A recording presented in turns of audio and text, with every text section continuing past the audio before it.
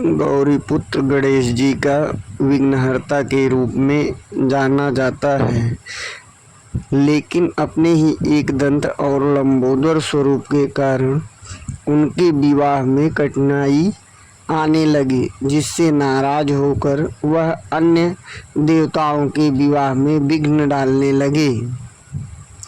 हिंदू धर्म में प्रथम पूज्य भगवान श्री गणेश जी की पूजा हर शुभ कार्य के लिए की जाती है। गौरीपुत्र गणेश जी को विघ्नहर्ता के रूप में जाना जाता है, लेकिन अपने ही एकदंत और लंबोदर स्वरूप के कारण उनके विवाह में कठिनाई आने लगी थी, जिससे नाराज होकर वे अन्य देवताओं के विवाह में विघ्न डालने लगे। अंततः ब्रह्मा जी के द्वारा रचे गए संयोग और तुलसी जी के श्राप के कारण गणेश जी को 2 विवाह करने पड़े थे।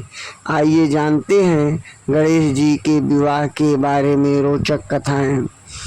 गणेश जी का गजमुख 2 दांतों के साथ शोभायमान होता है, परंतु एक बार भगवान परशुराम ने क्रोधावश उनका एक दांत फरसे से काट दिया था, जिस कारण से गणेश जी एकदंत या वक्रतुंड कहलाने लगे।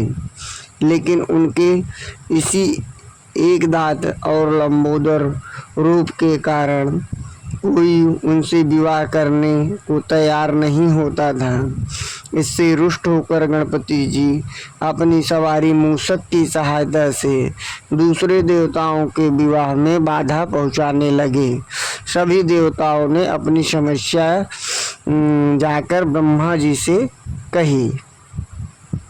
ब्रह्मा जी ने सभी देवताओं और गणेश जी की समस्या का समाधान निकालने के लिए अपनी 2 पुत्रियों रिद्धि और सिद्धि को गणेश जी के पास शिक्षा ग्रहण करने के लिए भेज दिया। जब भी गणेश जी किसी देवता के विवाह में बाधा पहुंचाने जाने वाले होते, उसी समय रिद्धि और सिद्धि उनसे कोई प्रश्न पूछ देती, जिससे उनका ध्यान बढ़ जाता और उधर देवताओं का विवाह निर्विघ्न संपन्न होने लगा।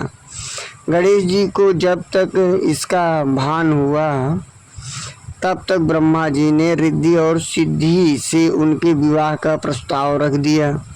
गणेश जी की स्वीकृति के से एक साथ रिद्धि और सिद्धि से उनका विवाह संपन्न हुआ, जिनसे उन्हें शुभ और लाभ पुत्रों की प्राप्ति हुई।